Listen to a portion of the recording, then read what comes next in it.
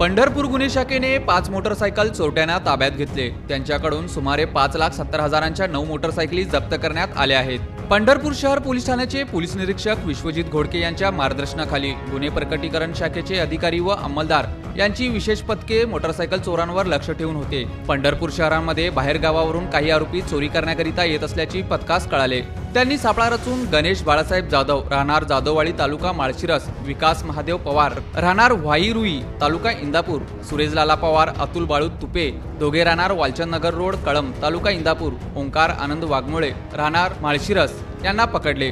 त्यांनी 8 गुन्ह्याची कबुली दिली आहे। ही कामगिरी गुन्हे प्रकटीकरण शाखेचे सहाय्यक पोलीस निरीक्षक आशिष कांबळे, सिरमा गोळसे, पोलीस हवालदार Prasad Awati, Sachin Hembade, Vitthal Vibhude, police constable Kapil Mane, Nilesh Kamble, police शिपाई शहाजी मंडले, समाधान माने, बजरंग बिस्कुले, दीपक नवले, धनाजी मुटकुळे, रतन जाधव यांनी केली।